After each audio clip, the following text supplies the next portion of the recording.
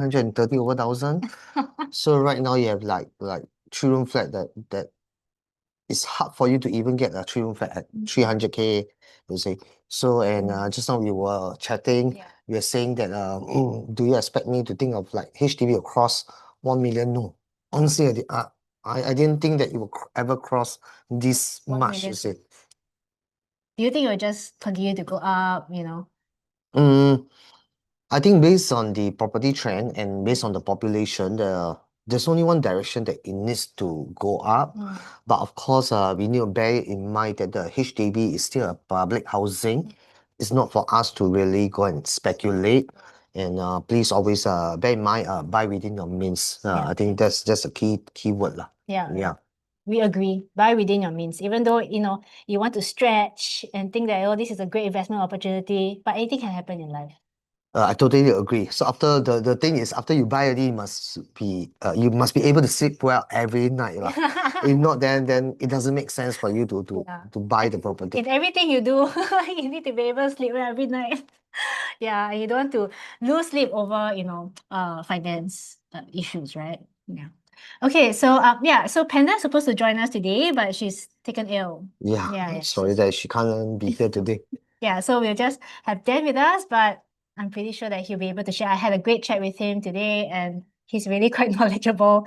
All right, okay, so without further ado, let's start. So if you're new to our webinars or new to 99.co, we do have a sister brand called SRX as well. So SRX is the data arm of our company in general. So we also have a branch in Indonesia. So it's called Rumah123.com, but we also have 99.co/ID over there.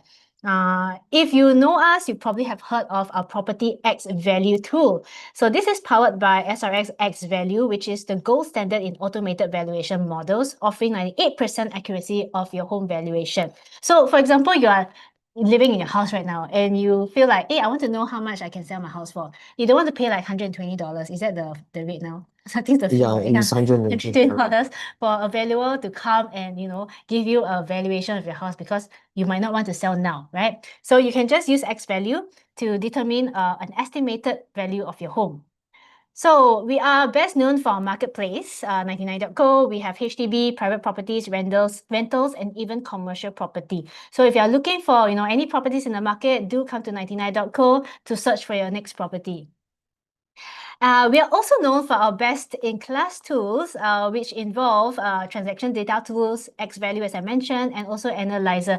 But these tools are not available for consumers. These are for industry experts, people like that, you know, to be able to use that tools to advise consumers like yourself. Okay, so if you feel like you want a further assessment of your property, or you know what you should do next, you can always turn to one of our expert advisors and they'll be able to assist you further. Yeah, so if you on the fence about what to do next, you can just scan the QR code to book a free consultation with any of our expert agents, right? So it is completely no frills, no obligation, but it's really just to help you as one of our users. Okay, so as I mentioned, Property X Value tool, you know, scan to find out what is your property. It's so simple to use. You can get your value in just less than under a minute. All you need to do is key in your postal code and your unit number, and we're able to share your property value and also the rental value, because you know in the case you don't want to, I'm just glitching by myself. In the case you don't want to sell, you can just sit on this property and rent it out. That's something you can consider. So if you have any questions, please drop them in the Q&A section in Zoom. So if you just look into your Zoom, there's a box that says Q&A. Do drop all your questions there, and we have a live Q&A session at the end of this webinar. Do not drop your questions in the general chat box, as we won't be able to download them after the webinar, in case we are not able to address all of your questions by the end of the webinar. Okay, so this webinar is typically supposed to end at 9 p.m., but we will usually overrun and try to answer as many questions as we can. Okay, then we'll try to answer those questions. Okay. Give his expertise to you. Okay, so today's agenda, right? We're gonna just talked about the basic understanding. What is exit strategy? Why is it important? Okay, key considerations before you sell your home. We do not encourage for everybody to sell their home because sometimes it's not a good idea, right? Yeah. We want to compare. Should you sell now or should you hold and wait? Because there are certain reasons why you should do so. Financial considerations is definitely one of the major reasons, and we've come up with some personas that could be relatable to you in order for you to make the right decision, and case studies as well that could be relatable to you. Okay, so first and foremost, exit strategy, what is it, right? It is a predefined plan for liquidating a property investment or a property that you live in, right? So it's more about just selling, because for example, if you buy a condo a private condo, and you want it for investment, but you have to think about, hey, what is my exit strategy, right? Because it's for investment. I think that's one of the key things, especially if it's for investment. What do you think about homeowners thinking about exit strategy regarding the house they're living in? Let's say talk about exit strategy, whether it's a HDB or condo. I always believe in even before you buy, that's right, even before you sell, you gotta think of like next time, or rather the next purchase, where are you going to buy? So after when you decide on where you're going to buy, you gotta think of who will buy from you. You see, so it goes on both ways. Not just like selling a property, but you got to target on what's your next property, and after you purchase, will there be any buyers who is looking to buy from you next time? I think that's very important. So key things like if you're looking at probably a new launch, for example, right? And then you think about, if I want to flip it, who are these buyers who are willing to pay a higher price than what I bought, for this? What is the value of the property that I can give to potential buyers? I think you're right. And beside that, we also need to know about the affordability in terms of the buyer. So at certain area, what kind of price tag that buyers are willing to buy from you next time. I think that's very important thing, and don't overpay for property. That's for sure. So the golden rule, right? Plan your exit strategy before you even commit to the purchase. Why do you think this is important? I'll say that if I were to buy a property, I would know that can I afford? Because as we know, the current seller stamp duty is from 3 years to 4 years. So there's a 1 year difference. But again, government come in with these cooling measures not to make the whole market collapse. It's just to stabilize the whole market.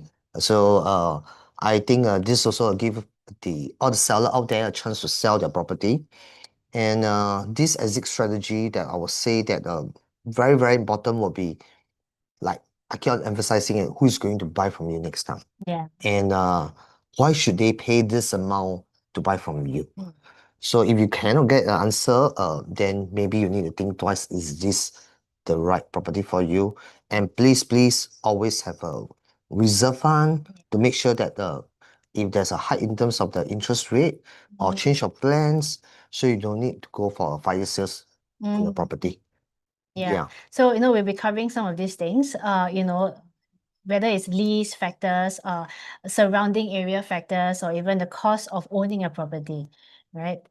Okay, so timing your exit. Usually there are some triggers, right? Market-driven triggers and personal-driven triggers. So market-driven triggers are things like, peak pricing cycles, this being a seller's market or is it a buyer's market? And usually if it's a seller's market, sellers will think that, I can sell high, right? But buyers also wary. Agree? So how does this when this kind of dynamic happens, when sellers are more wary, are more excited about selling their homes, as opposed to buyers being more wary, are they still able to find buyers, like enough buyers to kind of like be interested in their property? I think for whether is it high interest rate or low interest rate, definitely there are people who wants to get into the market, whether it's a HDB or private. So again, it down to what kind of pricing that we are selling. That's important. What is our unique selling point? Then if let's say we're talking about investment point of view, as a buyer, I suppose everyone wants to buy when the interest rate is at the lowest point. Agree? Yes, Yeah, yes. so when interest rate right now is about Mm. 1.5 to 1.7, it will trigger a lot of this Higher. interest, yeah, and Mm. demand. But if let's say you look in the perspective of the seller, example, if let's say right now I'm renting out my unit, Yeah. when the interest rate is 3.5, I would have this thought of selling Yeah. because maybe the yield is not as good, and with the interest rate so high, so the renter don't really cover the installment and things like that. But right now, when this interest rate drop at this range of 1 point something, I think it kind of make the seller hold back a little bit to watch and see. Yeah. So I believe that for the next 3 months, if nothing goes wrong, no big like things like COVID or unforeseen circumstances, theoretically, I think market should move quite well because of the higher demand or due to the low interest rate. Yeah. Yeah, we'll cover interest rates in a bit. So, personal driven triggers are something that pertains to, your own personal needs, right? So if you, for example, you have young kids and then you want to enroll them in specific primary schools, I think these are one of the main motivation factors for a lot of my peers right now at this age, where they have school-going kids. Yeah, and then also like perhaps for liquidity or even for portfolio rebalancing or estate planning, right? So in your experience, right, do sellers usually exit based on personal driven triggers or market driven triggers? I think most of them will be personal driven triggers, especially like what you mentioned about school. Let's say so every year, let's say you talk about from January to April, people will be really rushing in to buy the right location for the one click to the whichever school that they want. So I think that is also a hint that, well, if let's say your condo or your HDB is near to a good school, it actually increases the chance of you selling at a more premium price. That's something we do observe in the market as Yeah. well. So, when it comes to personal driven factors, I think this is something that motivates a lot of people to exit, because they have to, right? Whether it's school going kids or wanting to live near aging parents, all these kind of factors matter the most, I would say, right? More so than market driven triggers. So for example, you want to upgrade, or if you are, approaching retirement and you want to right size or downsize so that you can unlock your funds for retirement, right? So then there's also portfolio rebalancing. Okay, this is a bit more probably for investors, right? They need to time, let's say interest rates are very high, and they feel like I can't hold on to this, it doesn't make sense to me anymore. And then they probably try to sell the property and reinvest somewhere else, right? So yeah, what's your exit trigger? Just share your answer in the survey on your screen. Let us know what is it that concerns you the most that you want to exit.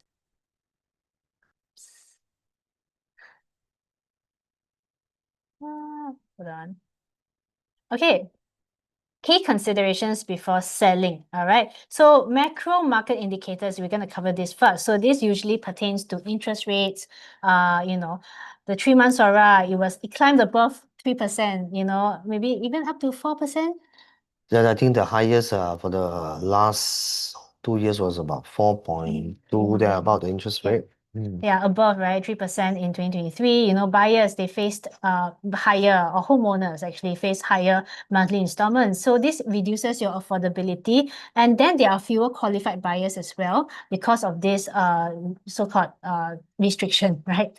Limitation, right? And then there's lower demand for resale properties in that case. So conversely, when the rates fall, borrowing is also cheaper and demand is higher. So sellers, you may get better offers also in a lower interest environment because buyers want to make use of this low interest environment to secure a unit. And then hence, you should be able to get a better offer in that sense. Yeah, so let's talk about SORA rates for a bit. Okay, so yeah, SORA is expected to remain low and further decline, could it be limited? I think we don't know, right? But I mean, there's probably a chance also. So we don't have a crystal ball, we don't know what's going to happen. Anything can happen in this uncertain market, in some sense, right? So as you can see, the SORA rates over the past, how many years? 19 years, as long as you've been a property agent. So last time you saw rates at about, wow, record lows, right? Like 2010 all the way to 2014. Just now we were just chatting and you saw interest rates about 0.8%. Life was good. Yeah, he saw interest rates at 0.8%. I think it's very hard to dream about this kind of rates. Do you Yes. think it's possible again? I think anything is possible. Anything is really possible. Yeah, like this was possible, right? The record Right. highs in 2022, 2023.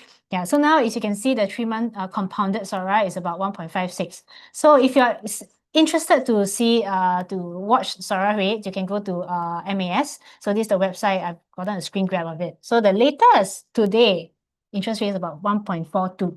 Yeah, but home loans usually they compound it like Yes, for you're a right. 3 months period so that it's less I don't know. It's just fairer that way. Yeah.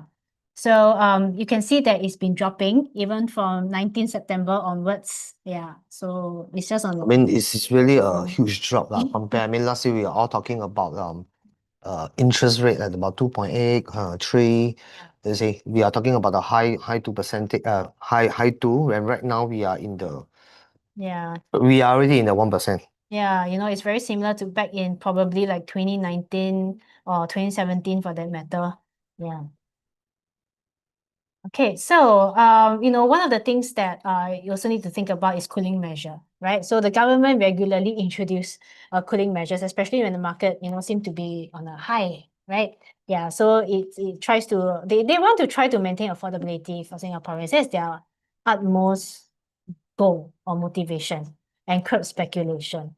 Yeah, so it definitely affects many buyers or sellers in the market. So let's look at this, right? I mean, if you don't already know, there is a higher ABSD for foreigners, 60%. So if you are, somebody who, hoping that a foreigner can come in and, help you, relieve you of your home, you also have to think about, oh, okay, now they face a 60%. Do I have this group of buyers who can come in and buy my property, right?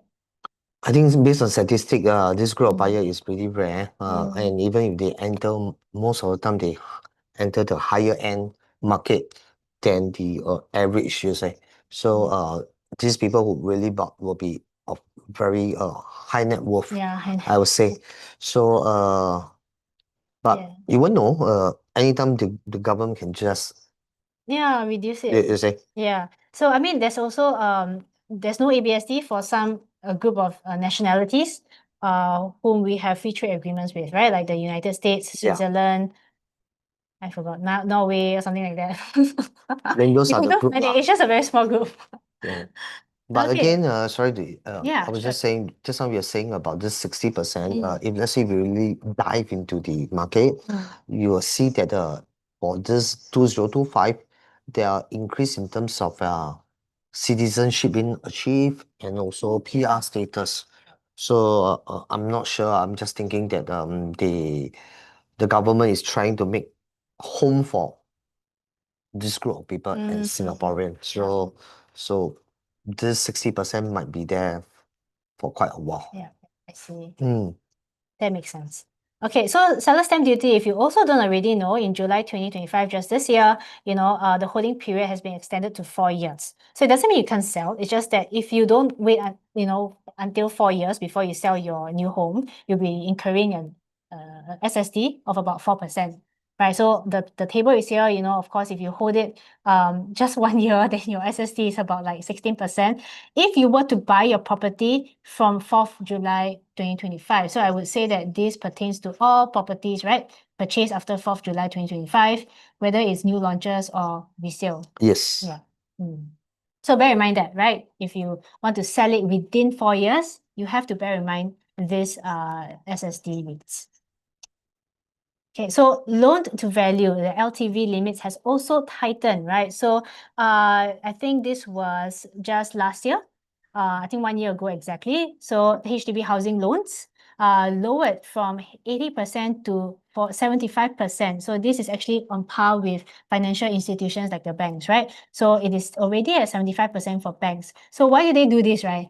They wanted to there's I think because there's a surge in demand for HDB resale flats also. Yeah, I totally agree. But honestly, this 5% did make a small impact. I wouldn't say the biggest impact because if for those first timer, the government really increased so much in terms of the grant being support for those first timer who needs a bit of assistance and so on.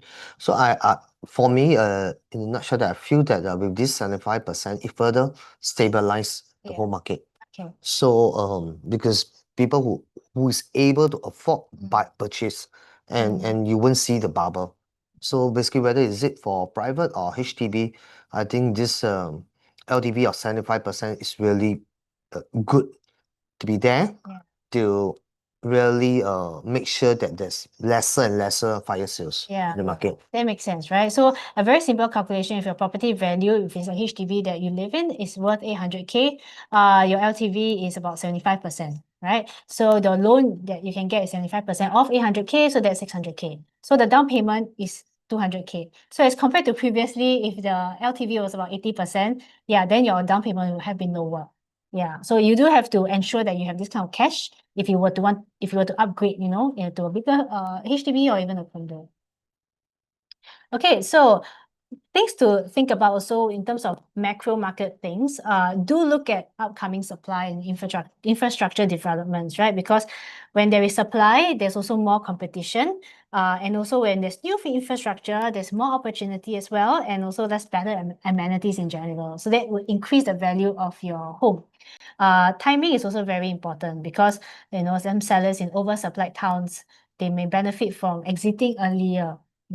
So there are certain key factors over here. So let's look at supply. So there are going to be more BTOs for sure, right? Reaching their MOP, condos reaching their TOPs, and a lot of GLS launches that's upcoming. So there are definitely more choices for buyers. So too much new buy supply can also depress the resale selling price. But then again, with more higher transactions, it also means that there's some demand in your area.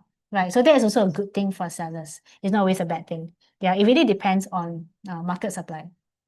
Right, so do look at the URA master plan, to look at whether if you are interested in upgrading or moving into a different area, why? Are there going to be newer MRT lines in future? Are there new townships, new amenities? So, technically, generally, properties in growth zones, you enjoy stronger price resilience. I think, what are some examples of these kind of areas? I think the one of the most significant one will be just now we are discussing Lantau area. Let's say one of the more significant one will be Lantau area. But again, in terms of MRT line, in terms of schools wise, everything also changed the whole behavior or the demand from the market itself. But of course, in Singapore, almost everywhere is MRT, so everyone want to get as near to the MRT station as possible. Yeah, for sure. So you can see what is upcoming, right? The URA draft master plan. You can also look at our blog post. We've talked about it. What Singapore can look forward to. A lot of even new towns like Marina Bay, with the new condo there they just launched last year, or is it early this year? One Marina Gardens. One Marina Gardens. There's a whole plan that's coming up over there, right? So things like that to look out for. So you see GLS sites. So do be in tune with all the property news that's coming up, right? So 2 sites launch in Bedok Rise and Cross Street. So Cross Street, of course, very central CBD area. Bedok Rise, what does this mean also for current homeowners who have properties in this surrounding area? Usually when there's new GLS sites that have launched or are launching, this is a good thing for people living around the area. I think the first thing that came to the people who live there is, wow, it's gonna be very noisy, dusty, you see. That's my first question, honestly. You see. So, but again, if let's say talk about this, the first 1 year will be quite bad because of the piling and everything. But actually, with all this kind of new GLS, it actually support the surrounding neighborhood with better pricing as well. Even if let's say not with a better pricing, at least the price will be maintained strongly due to the what do you call that, this GLS. Right. So of course, Chencharu, we've mentioned that also in our article.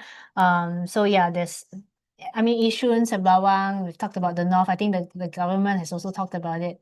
In the National Day rally, there's a lot of things happening in the North. So, like I think that there's a lot of opportunities also in areas that we used to think about as very ulu Yes. or inaccessible, right?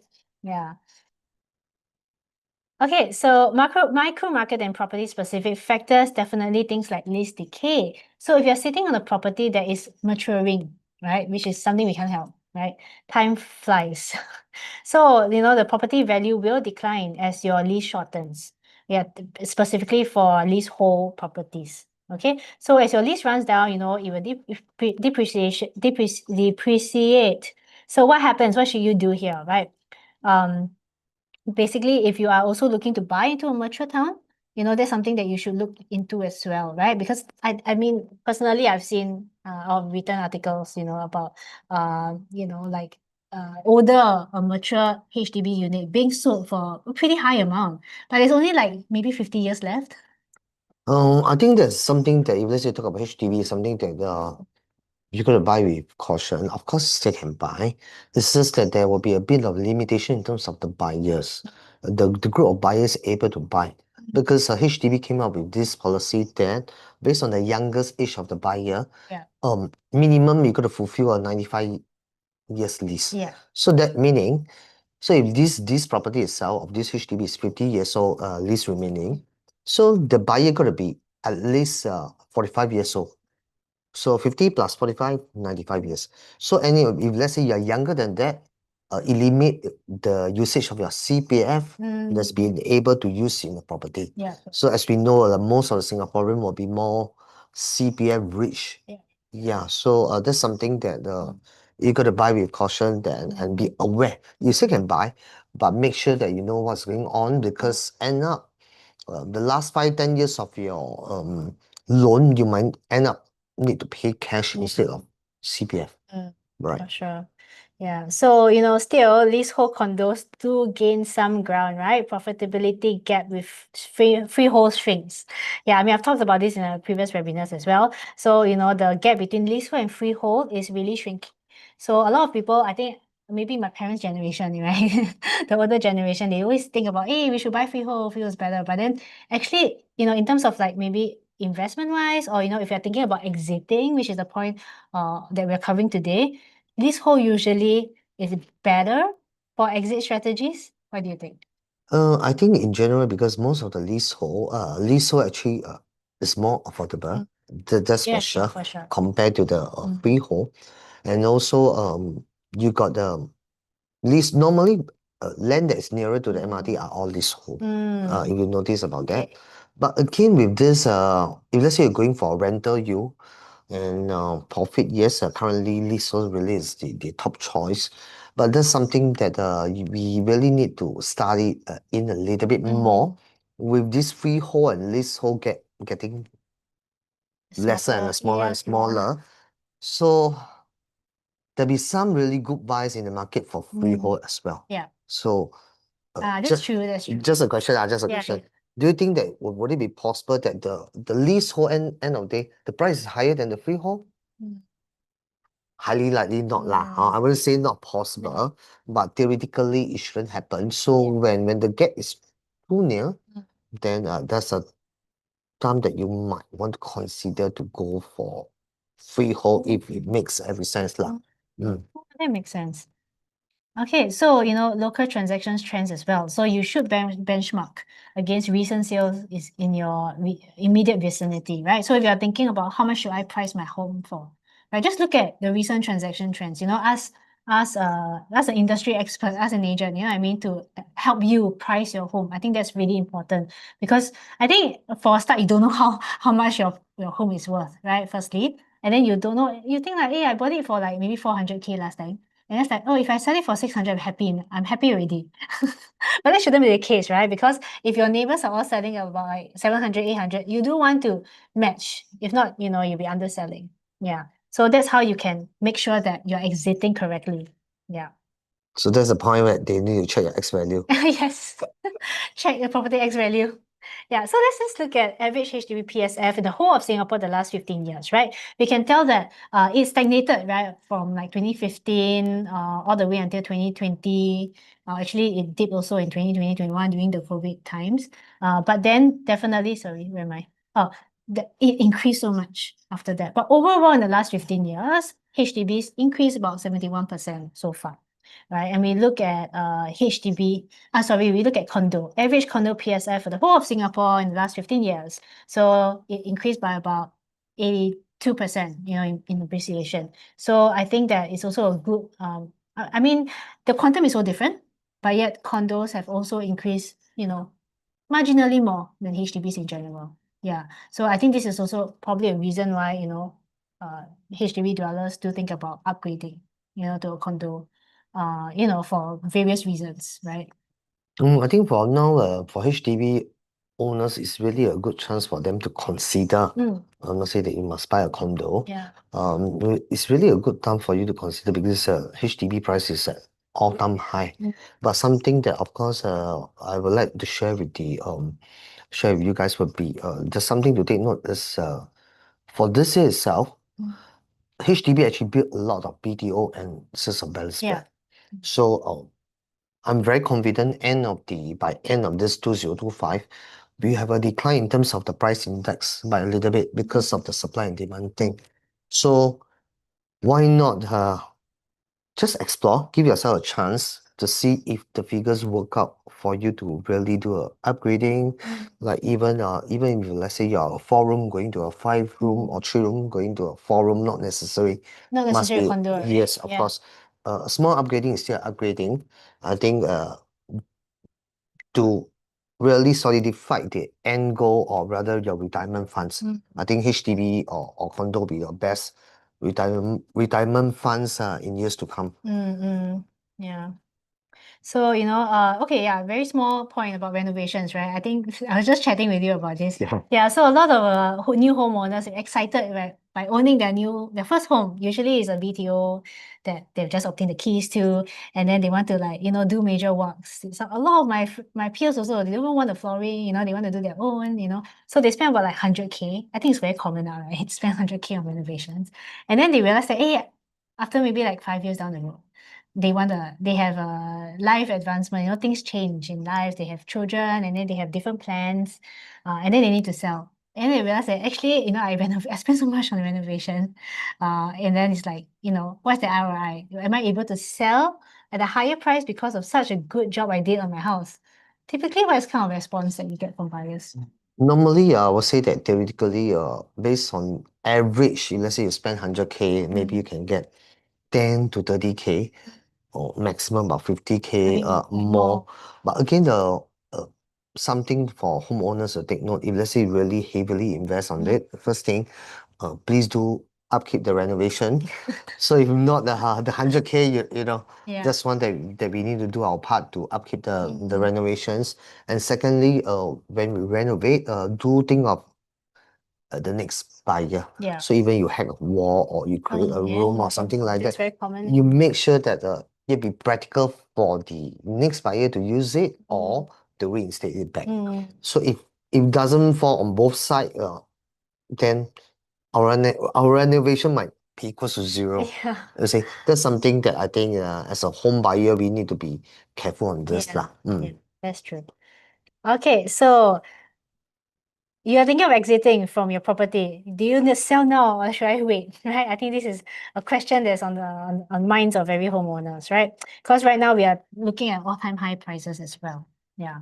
So of course, if you want to capture current high prices, you think the market's peaking, you can also, of course, consider SSD if you bought it like after 4th July or, even within 3 years, right?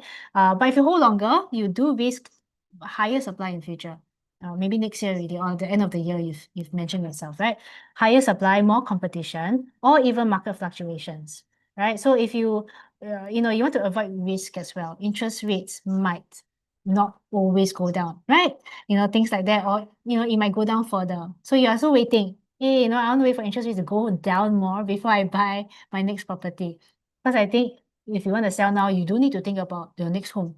I think that's the most important thing we talked about. Yes. Yeah.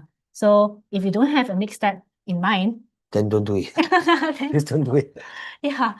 I mean, okay, actually there are some people who do sell first because they want to capture the high, and then they go rent first. What do you think about this kind of move?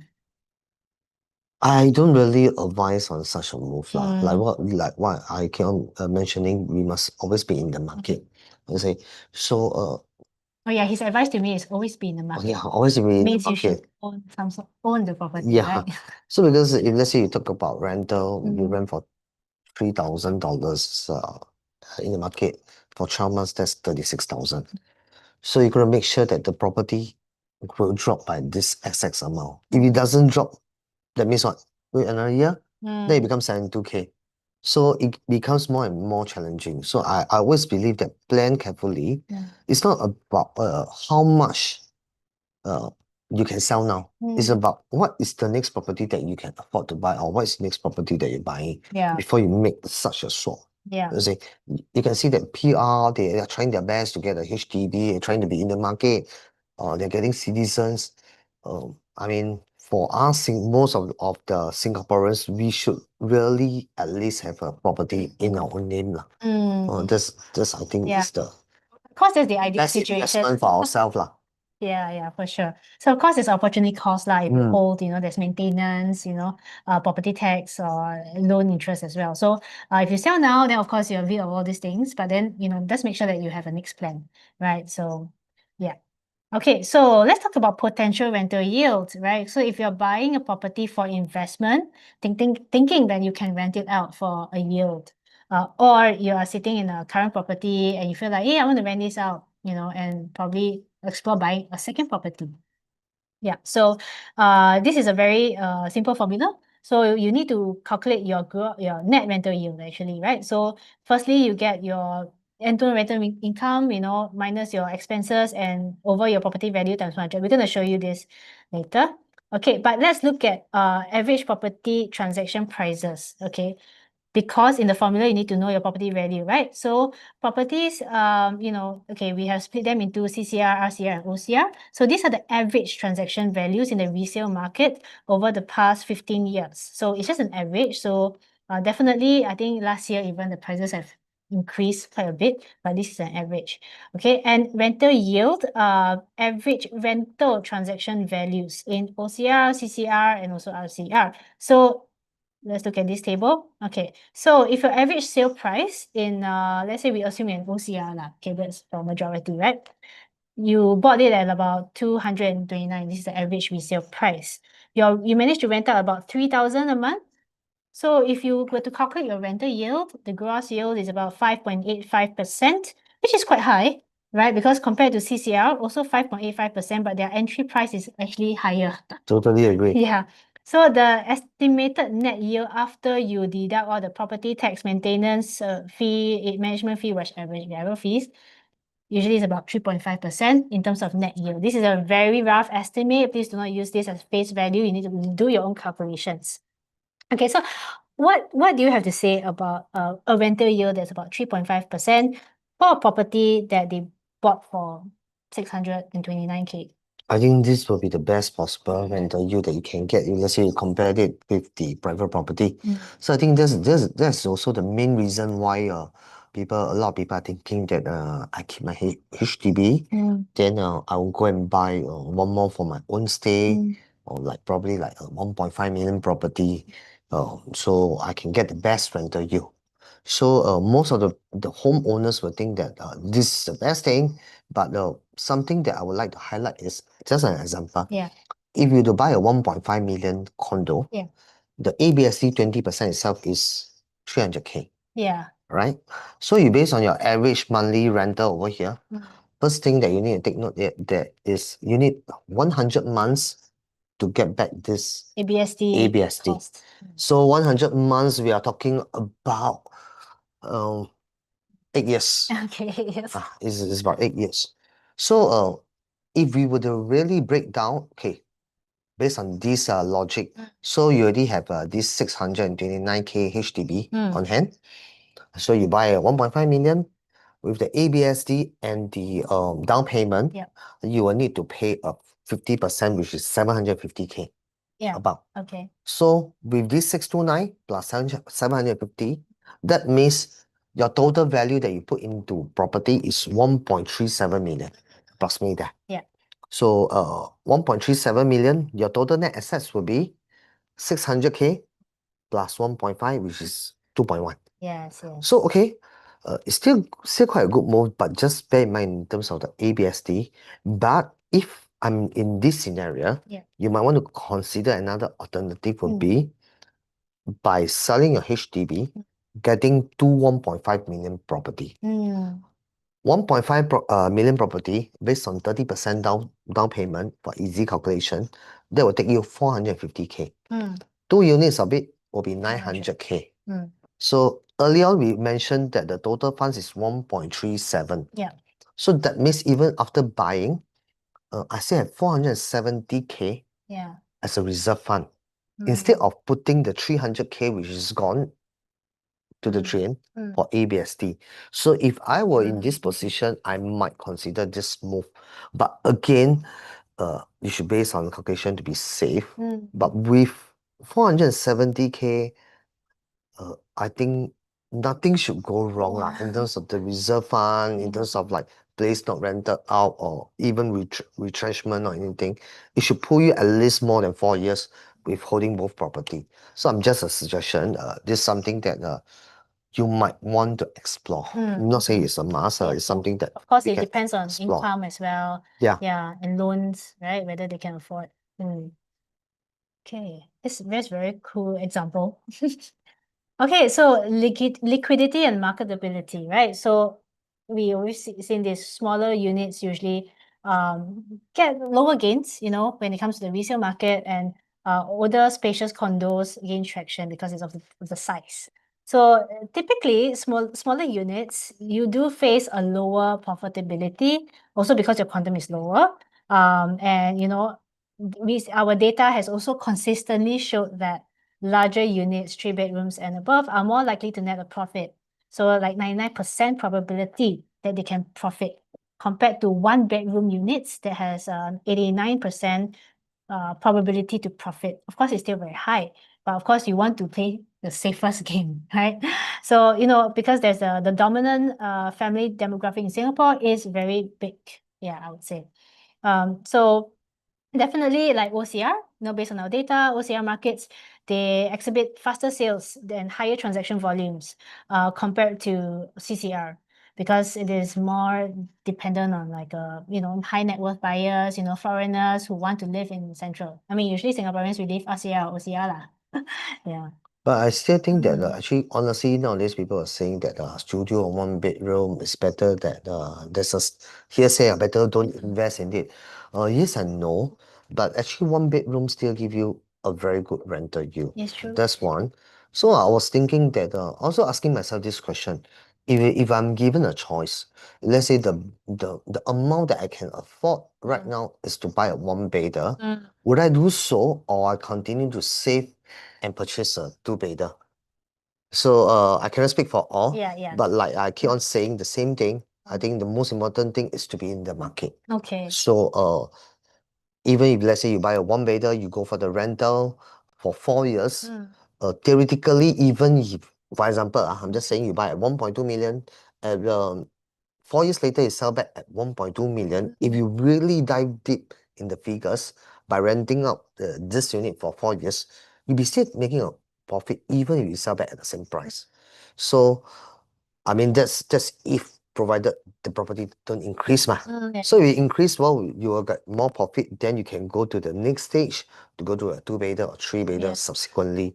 So for my own personal preference, I will believe that going to the market is better than Within waiting. your means first, right? Yes. Going to the market within your means, rather than just waiting it out, you know. Of course. Yeah. Okay. Cool. Right. So some financial considerations if you're thinking of selling, right? So obviously you have the selling price, which is the buyer pays, but you need to pay off your outstanding loan first, whether it's HDB or the bank, and then you need to refund your CPF account. So I think this is something that, in terms of calculation, a lot of homeowners might have missed out that 2.5% accrued interest that need to pay back to CPF, right? This is the interest that you would have earned if the money had stayed in your CPF ordinary account. It can actually amount to quite a big sum. You're totally right for this. So I'm just saying, so this is something that people is not aware. But just now when we rehearsal, you didn't go through this. Luckily, I didn't answer. So anyway, we go back to this. People are not aware. The number one thing that I hope all the consumer outside there will be aware of this is the CPF plus accrued interest doesn't stop even if you fully pay up your house. Okay.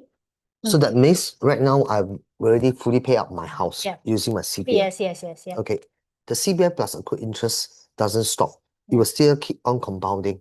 Okay. Even if I fully pay out. But a lot of consumer have this misperception that once I fully pay out, that means the CPF accrued interest stop. No, it doesn't stop. You keep on compounding 100%. So that's one thing that you got to do some calculation. The second thing that this CPF accrued interest is really quite a lot, I would say.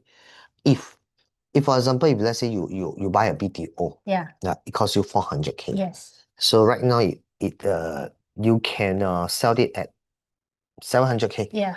Well, theoretically you make a 700K profit. Life is good. 300K. Sorry, 300K profit by selling at 700K. Yeah. So life is good. So you talk about 400K. Yeah. Every 100K of CPF accrued interest is 2,500 Yes. per year. Yeah. So you talk about 400K is 10,000. Yeah, 10,000 per year. 10,000 Accrued interest per year. 10,000. Yeah. So that means, can I say that 10 years will be 100K? Yeah. So if it's 30 years, it'll be 300K. So if hold for 40 years, it'll be 400K. So end day, it might be your CPF plus accrued interest is higher than your purchase price, even if you buy a brand new BTO and you hold for 40 years. There's really this chance of happening, and it will happen to most of the BTO in Singapore.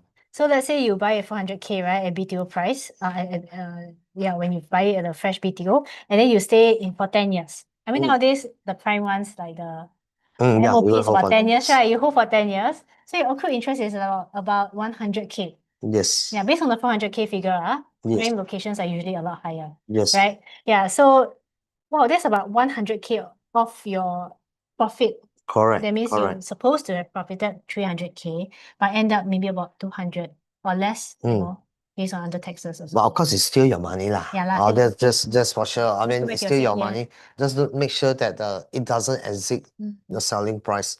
If not, But you won't see any You profit. can still use this accrued interest that you pay back to fund your next home. Of course, you go back everything to your ordinary account. It's just that if you sell today, for example, 400, you sell at 700, maybe with your accrued interest, you got 200K back. But if you wait for another 5 years, you still sell at 700K, you might end up taking 100K cash back instead of 200K. So it depends on the resale price that you can sell. yes, so the difference is there, but again, it's not a must. It depends on your needs.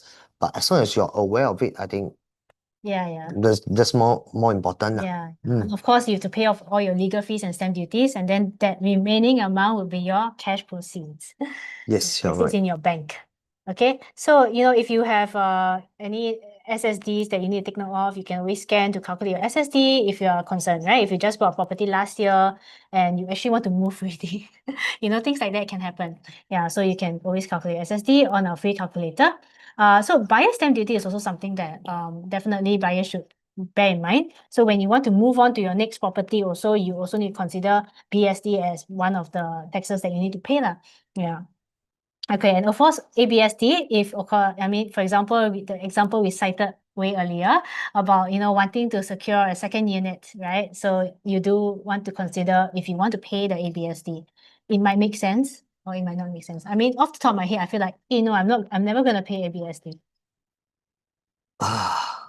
I'm still trying to make it make sense. If let's say you talk about this is 20%, because like I mentioned, with 3,000 rental, even if right now you buy a property that you go and rent it out, Okay, so for example, 1 million, you get you 3,000. Yeah. So the ABSD is 200K. So you need to wait for at least 65 months in order to take back the ABSC before you start to earn money. Yeah. So there's no right or wrong, but But right now it's hard to make sense of it.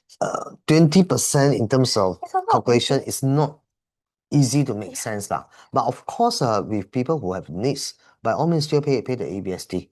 If let's say end of the day you already max out your thing, but of course you can choose to pay ABSD, or another alternative is to upsize your property so that you got a higher return, and in terms of all aspects. It might make sense as well.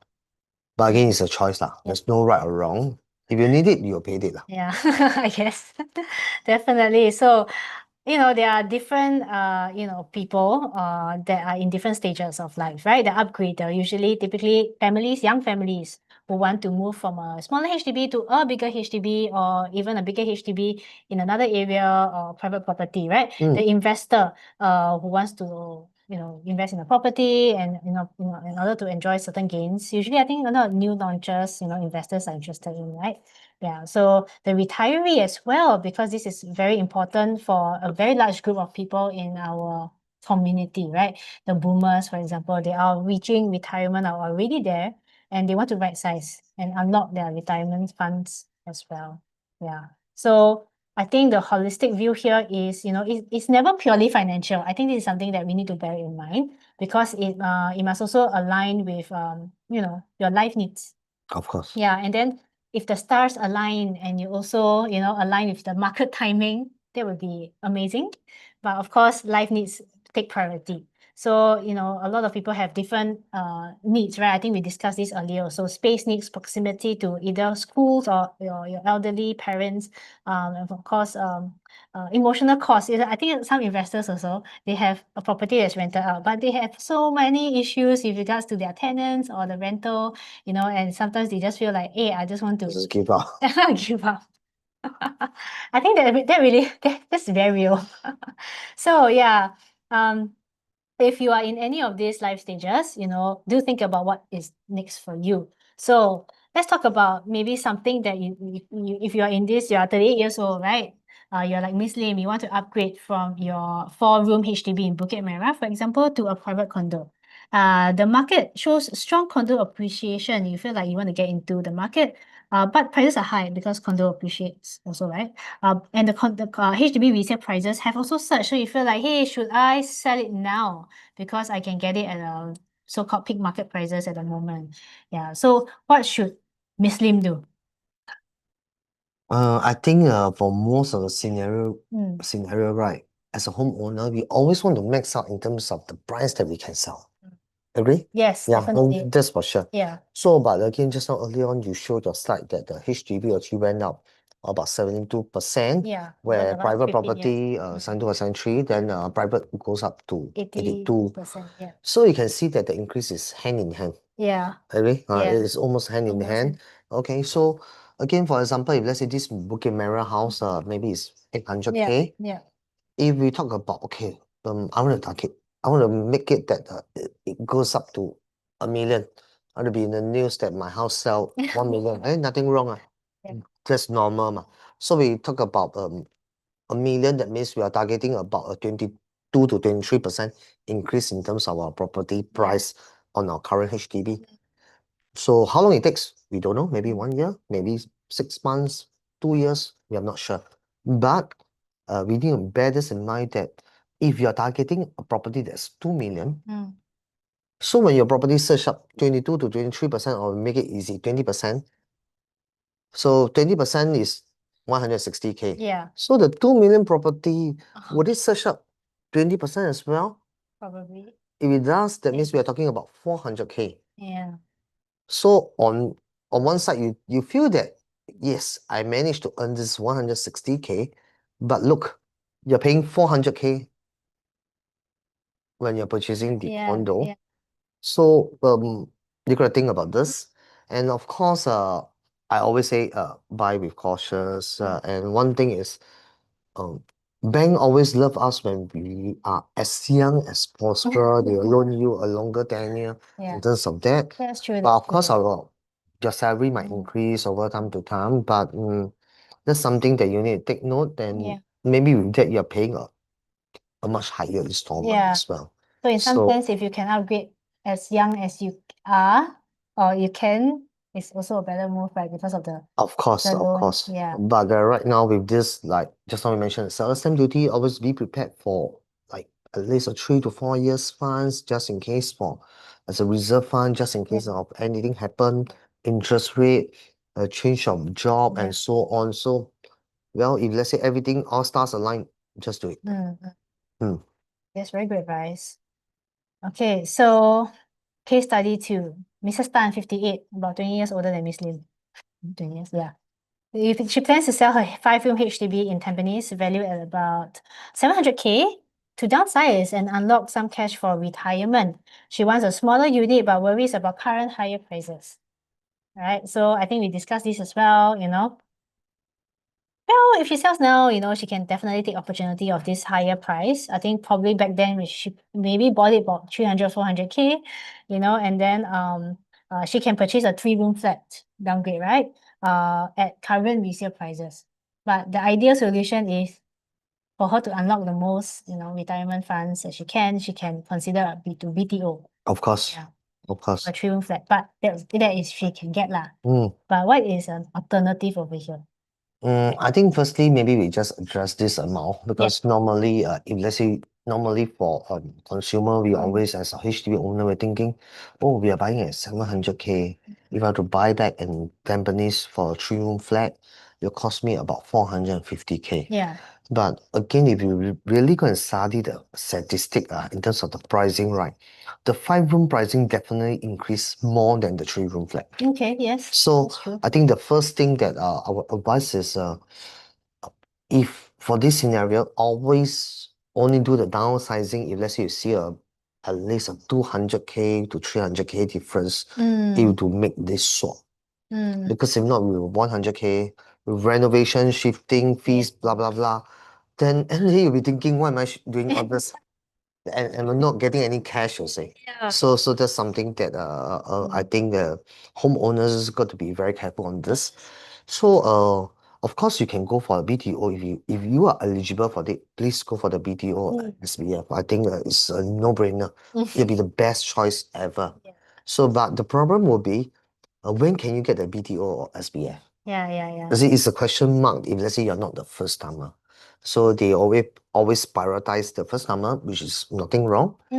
So there'll be one more alternative that you can consider would be you sell now, buy a 3-room flat, get your funds. Then after 5 years of your 3-room flat, right? You already reach your MOP, then you go and start to apply BTO or SBF again. First thing, you already sort out your financial. You downsize and unlock some funds. Yes, you unlock all the funds already. Second, you won't be stressed out by looking for the email. Am I the lucky one to get the good balloting number and so on? I think that will be a good choice for homeowners to consider. Go for the resale first. 5 years later, slowly do your balloting in terms of the 3-room flat that you want. But of course, when I suggest this, some homeowners will ask me, hey, what if it's getting more and more expensive? Theoretically, highly likely, the current, after they do this downsizing, right? The 3-room flat, after they should be able to help them to fully pay up the next BTO. So financially, it should be very practical to do it in this manner. Yeah, when he talked about this, I was like, oh yeah. But actually, Stress ma. there could be 2 steps, not just 1 step, right? Why not? Because 58 ma. Yeah. Government say that at least we can live until 85 there, but also okay. So at least 2 steps, I think it makes sense. She has like 20 years or 30 years more. Yeah, why not? Yeah, okay, so case study 3, last one. Okay, Mr. Wong, 50, owns a 25-year-old 4-bedroom condo in the Holland area. There are talks of potential en bloc sales in the estate, but nothing is confirmed. So he's considering, should he sell now or hold on in hopes of a higher payout from an en bloc sale? So I think we spoke about this also earlier. Yeah. So obviously, if you en bloc, typically the developer will pay you a higher amount, right? Yes, Yeah. definitely, Mm, mm. definitely. Yeah. But then what if the en bloc doesn't materialize? Usually people in this situation, what do they do? Of course, some people will wait, or some people will go ahead and sell. But actually, there are a lot of buyers out there are looking for en bloc. Oh, really? Yeah, there are a lot of buyers are hoping to get an en bloc. Who doesn't want to get a place that Okay. is en bloc, right? But again, if we manage to find one that is a high potential of en bloc, Mm. I'll say that as a seller, you know your place have a higher chance of Yeah. en bloc. Will you price it high, normal, or low? Pretty high, I suppose. Really high. So of course there's still some profit for the next buyer Yeah. to get it. So if this Mr. Wong financially he's stable or he really need some cash either or, if he's able to find another property that potentially give him a good capital appreciation as well, I would think why not? That's why if you notice the whole night I'm always been talking, it's not about how much to sell. It's about your next property. Yeah. What's the next step? Is your next step worth for you to make this current step of selling? If you think it's not, then don't do anything. I think that will be the best. Yeah. Okay, that makes sense. I think you always need to know what is your next step. Of course. Before you do anything with your current housing. All right, so if you have any questions, you have a very unique scenario, or situation in your personal life, you can always scan to get a free consultation with us, and also we will also send you a seller checklist, so you know what to do if you're deciding to sell a HDB flat on your own, for example. Okay, so we're gonna get to the questions. All right, it's 9 p.m. sharp. We've come to the end of the webinar, but if you have sent in a question in our Q&A box, you can always stay back and get your answers from then. Okay, first question from Thomas P. For HDB flats, what is the stamp duty if I sell my flat? No, there's no stamp duty if you sell your HDB flat. There's only when if let's say you sell a BTO, you want to get back a BTO or EC, then there'll be a resale levy. Other than that, if you buy back a resale, it's fine. Jim Lee, if I own a property near less than 1 click from a good primary school, when is a good month to list on the market to capture those potential parents looking at moving nearer to the school? Honestly, I think that's a very good question. Honestly, I would think that December onwards will be a good one because everyone's trying to get the unit by June normally, but Okay. December is a holiday period as well. So you can start slowly from December onwards. So the first 2 quarter will be the deciding factor if let's say it's near to any prestige school. Normally the inquiry will be higher than usual. Yeah, primary 1 registrations is in June. Normally it's about July there, but people want to sort it out by June there, about so you can start slowly sell like on the first quarter of it. If you are kiasu a bit, then December a bit lah. I see. Okay, Liu ZL, is now a good time to sell my HDB and buy a condo? Seems like HDB market is slowing down. Honestly, I would say that now is really a good time to sell the HDB and buy a condo. Like I mentioned, the HDB really is at quite a bit in terms of the what you call that, the pricing, and with the low interest rate currently, why not? Because we are talking a big difference in terms of installment. But again, please buy within means lah. Yeah. Okay. Michael Tan, will you be sharing your slides? Okay. Sorry, we won't be sharing your slides because some info will have been outdated, by then, and we don't want to have any misinformation or anything. So I'm so sorry, Michael. Okay, Miji Koi, if you're single in your early 40s and you want to buy HDB resale within your means, what percentage of your annual income should the bank loan not cross? Actually, to answer this, whichever loan that is eligible to you currently is pretty safe because we can understand for HDB, the bank actually take 30% of your income So it's really a very safe guide. For example, if let's say the bank says that you can loan 300K, by all means you can loan 300K, but of course you can do it lesser. Why not? But again, I always strongly believe that if you're taking a HDB loan, please keep the 20,000 CPF in your OA to stand by it for rainy days. 20,000 is the maximum everyone can keep if you are taking a HDB loan. Okay. If you're taking a bank loan, I don't work for the bank, okay? I don't work for the bank. Personally, I will advise you to take the max loan. Okay. Why? Because the interest rate currently is below 2.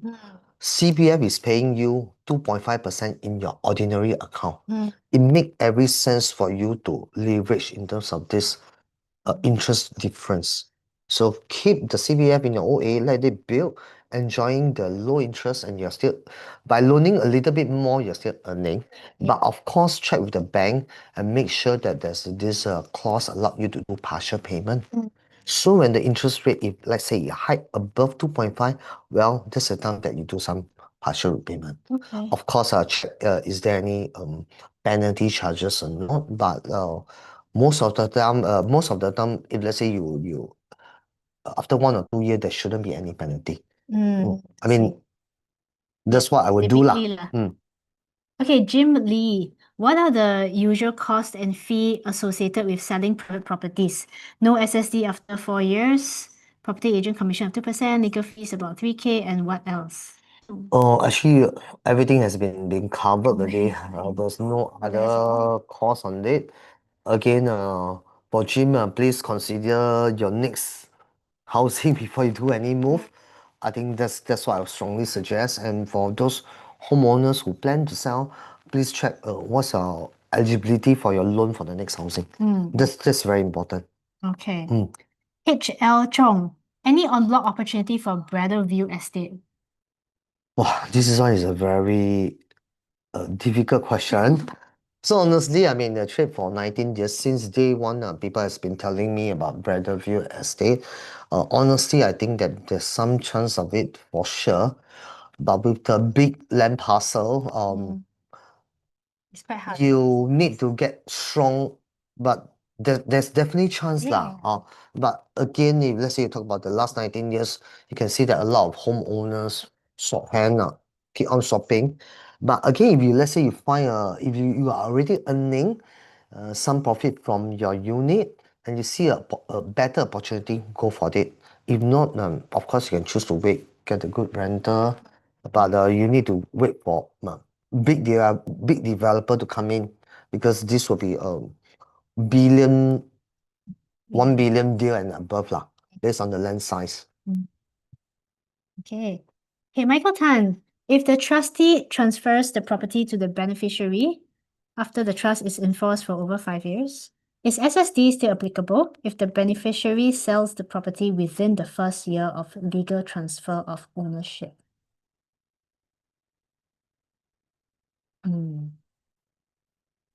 If the trustee transfer the property to the beneficiary after trust is enforced. So that means if the beneficiary attains the property, inherits the property, right? Or from the trustee. So if let's say, okay, Yeah. I'm not very sure about what you're trying to ask on this, but if let's say is based on will, 100% donate you based on the trustee in terms of the how many years that they're holding. But you talk about if let's say the trustee transfer the property to the beneficiary, it's purely based on transfer, yes, seller's stamp duty still applies. It won't applies only when it's a will.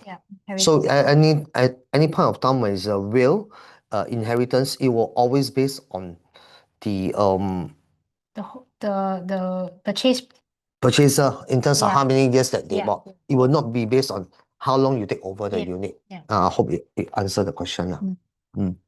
Okay, Grace Kang, can you share about development in Pasir Ris or Changi area, especially with Cross Island Line coming up?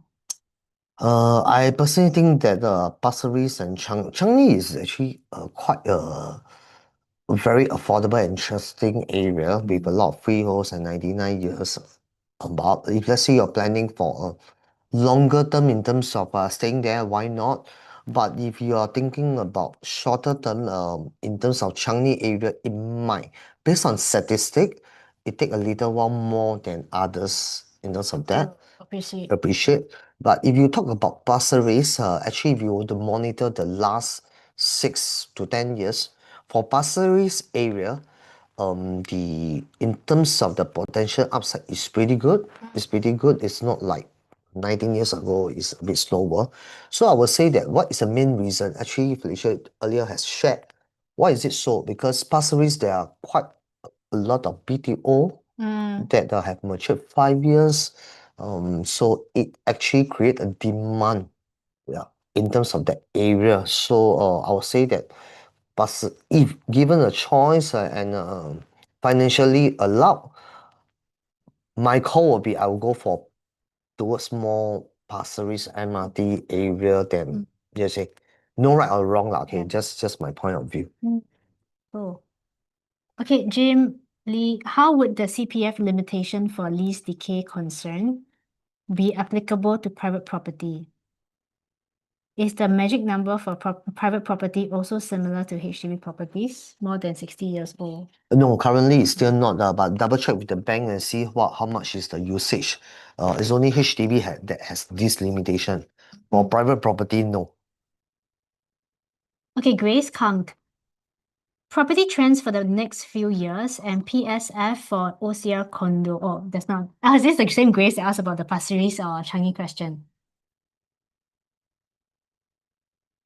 Property trend for the next few years and PSF. PSF is something that it depends on whether is it old or new one. If let's say you talk about the newer place, you see that Pasir Ris 8 has been making the news for a good pricing, but because of the amenities and so on.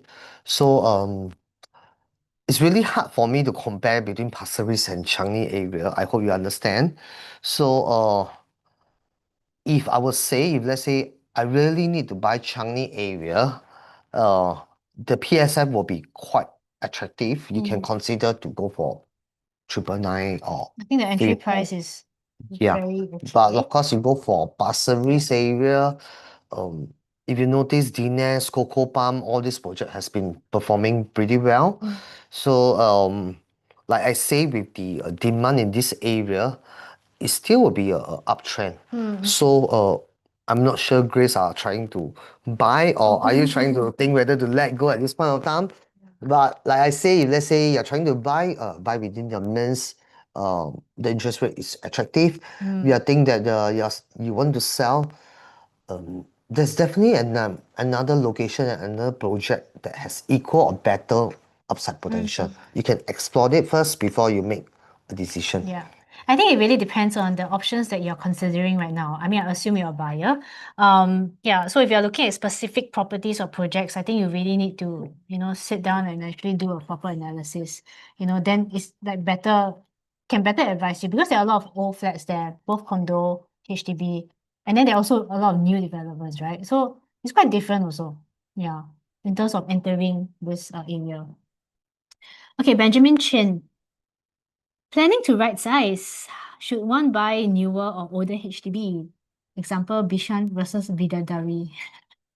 Wow, again, a very difficult question. If let's say the price is the same, of course, I will buy the newer property. But if let's say there's a difference in terms of the pricing, like 200 to 400K, I think beside the one very important question you should ask yourself will be this: after I buy this property, how long will I hold?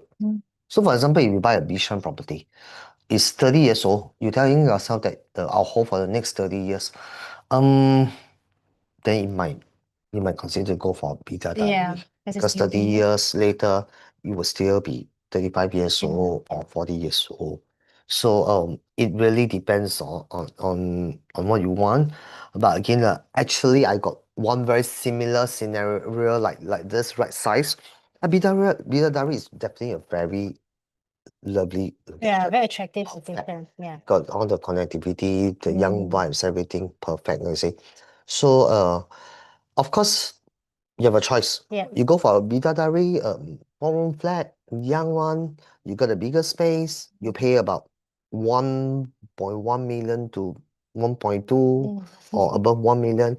Or you can choose to decide to go for a slightly smaller unit around the same location, but you got smaller size, about 1.3 or so. So in life, you always have a choice. I can't decide for you. You gotta see I assume that he's looking for a smaller unit. which is more important for you. Because smaller unit, to me, 700 acceptable, but to some of the people, it's not acceptable. There's no right or wrong. Yeah. Yeah. So because the 4-room flat will give you 1,000 square feet. So I hope I answer your question. It depends on how many years you want to hold on to the property. But again, if let's say you're planning that you're thinking the right size, but it might be a temporary move, then you can consider condo first. Why not? Interesting. But if let's say you think that this is final, then it's 30 years down the road, then you choose Bidadari. Yeah. If that's not 30 years, maybe 20 years. 20 years also, because you could add in the number of years that you're going to stay inside there. Yeah. Forever home? Then forever home, then See Well- quantum, I think. first thing Yeah. quantum, and then the second question that I want to ask you that will I be passing down a legacy? Yes. I say if let's say I'm passing down a legacy, I'll go for a younger one. If I'm not passing down a legacy, then whichever works cheapest, I'll go for it. That's true. Mm. Okay, Dave Thomas. Is it a good time to sell a condo now?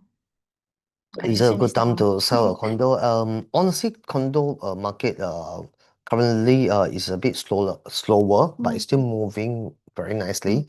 So if let's say you are looking to upgrade or swap a property, please do so. Why not? You see? Right. Okay, Faith Zheng. Do I have to pay ABSD if I were to inherit a second property through a will? No, you don't need to pay ABST if you were to inherit a second property through a will. Hmm.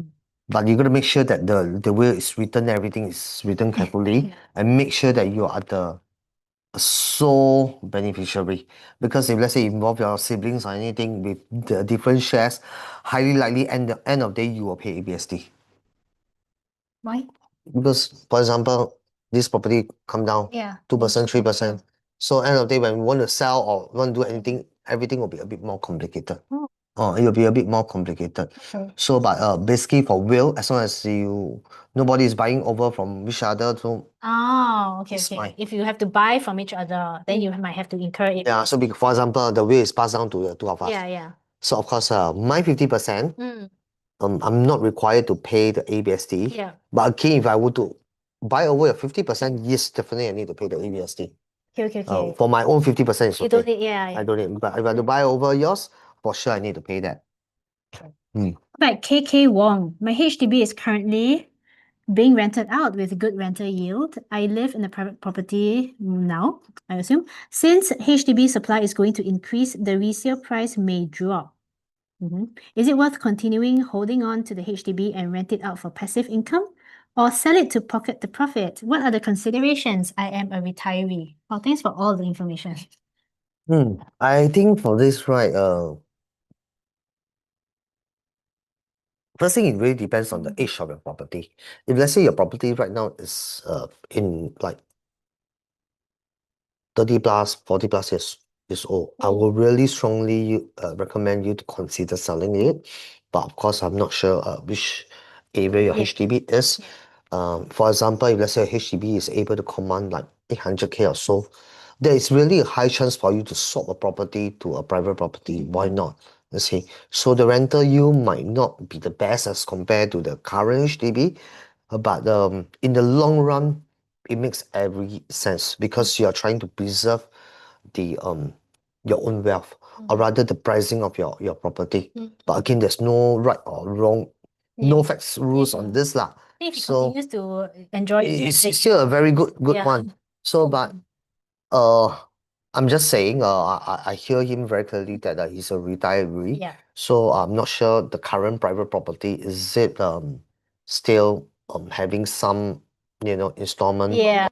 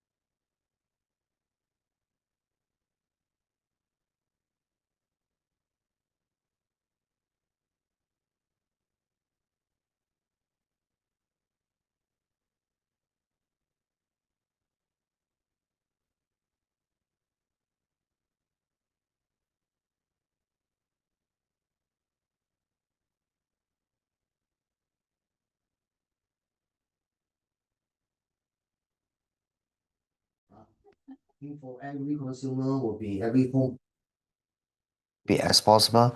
But after selling, what is your next move? I think that's always the important thing. Are you going to buy back a 5-room flat or are you going to buy a 4-room flat? I think that would be the key important thing, that after doing everything, how much profit left. Okay. Did we are we good now? Okay, so sorry, I didn't realize. I think we didn't pay for. Jim Lee, you're funny. There was no sound just now. Oh, is it? For how long? Maybe 2 minutes. Excuse me. Oh, really, Jim Lee? Jim Lee says it was 5 minutes. Okay, we're so sorry for the technical disruption earlier. But yeah, I think we were addressing KK Wong's question. Yeah, with the HDB currently being rented out with good rental yield, and he lives in a private property, and HDB supply is going to increase, so he's worried about his resale price dropping. Yeah, so I think over here, the advice is that, we don't know how prices are gonna stay on. If you are a retiree, and you plan to unlock this HDB because you're already living in the current private property, you can unlock it now. Is a good time. Yeah, but then again, it's also not wrong lah. Yeah, if you want to keep it to earn passive income. But I think the advice over here is actually, if you can unlock it now, why not? You can always unlock it for even higher value flats, right? Like a condo. I think one of the okay, now come to think of it, you got to check your pricing from COVID until now, how much it increased. So you see if the difference is good enough for you to sell it, because we won't know what pricing will it be later part. So again, if possible, try to consider, is there any options for you to buy another private property?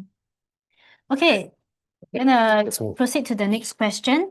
Jane Lee, I am in my early 50s. Is it better to pay the housing loan installments slowly or pay off the loan as soon as possible? Okay, so it depends. If let's say you gotta check first thing, if let's say you gotta check what is your interest rate right now. So if you have not refinanced, please check with your relevant bank. They should be able to offer you less than 2%. So if let's say you're paying purely on cash, then why not? If let's say most of it is from CPF, with the current interest rate, I think I will slowly pay it off. I will slowly pay it off. Okay, Benjamin Chin. When is a good time or age to right size? 55, 60, 65? Actually, there's no good time. It depends on your individual needs lah. But for most of the Singaporean, we'll try to do it before age 55 due to the minimum retirement sum amount. So again, it depends on how much you can sell, and if let's say you're talking about HDB, do you have another chance of BTO? If yes, please go ahead, max out your chance as a Singaporean. If not, then work out your sums. There's really no right or wrong timing lah. Depends on individual needs. Okay, Mohammed Jabril Khan. I'm about to collect keys for One Burnham. I noticed that the capital appreciation is not that great. In fact, it shows negative for 1-bedroom unit. Please share what or when is the best exit strategy. Share your thoughts on this. Okay, congrats also, you're getting your key, but sometimes after the TOP, during the key collections, the price might have a surge up, or even after 1 year of key collection, the price might have surge up.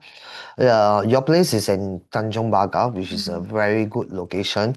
I think based on rental, you can easily get 3,000 and above, or even up to 4K. So it depends on your needs currently. If you think that it's okay for you to hold for a year or two, get it rent out, monitor for the pricing before you do a property swapping. Or if you really see an opportunity out there that you think that will have very high potential, why not even you do a break even or slight profit, just swap a property. Yeah, I mean, two school of thoughts lah. That makes sense. Okay, Grace Kang. I am a retiree with fully paid condo that has TOP'd in 2022. I plan to hold it for a while before I downgrade to HDB, but not sure when is the right timing to do so. Can I apply BTO like 4 or 5 room with my husband and adult son below 35-year-old as well? Okay, the answer is you can't because Mm. first thing, if let's say you want to apply for a BTO, you need to have a 30-month sit-up period. Mm. So 30-month sit-up period from the day of your private property completion.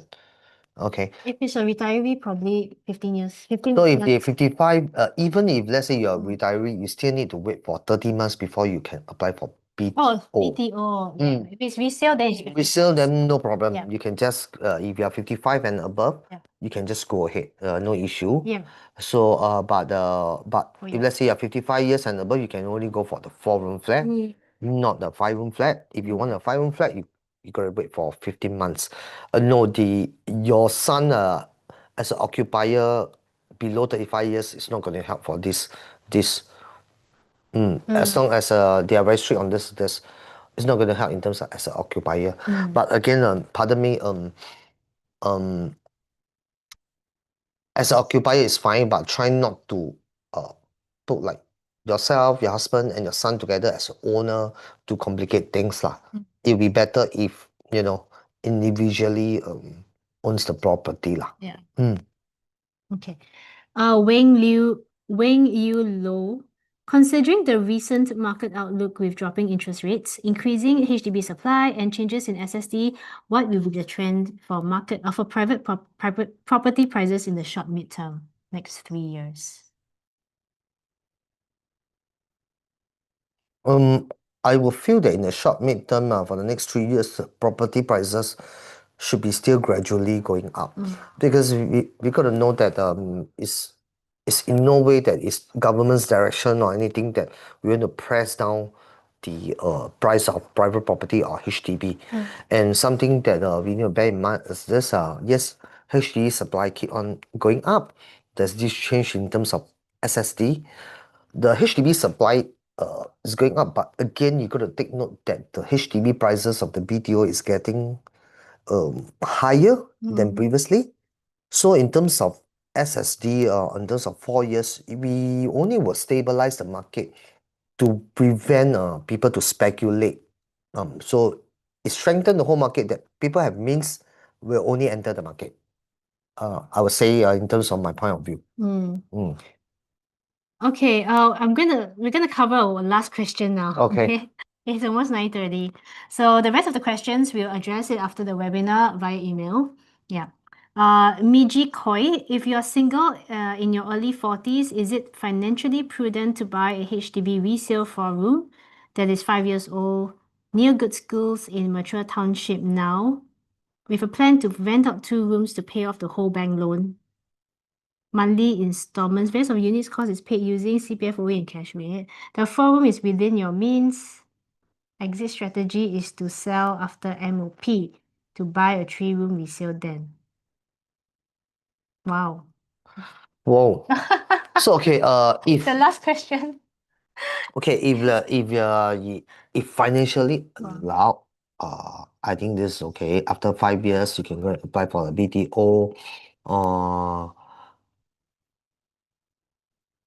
Oh, BTO doesn't work for you because single. Okay.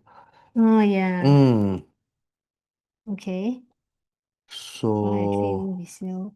Okay. So she wants to ultimately, get a 2-room flexi BTO. that's fine. But if given a choice, if financially allowed, right? I'm not trying to stretch your budget.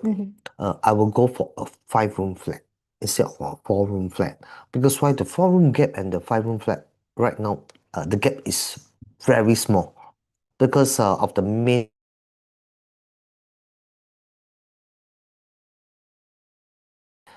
without waiting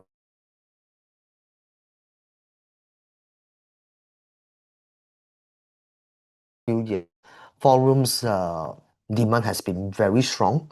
So if really financially allowed, you can consider a 5-room.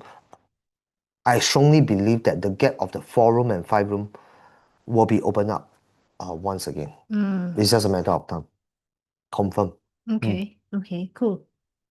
Okay? Yeah. All right. thank you for all of your questions. Yes, we have answered during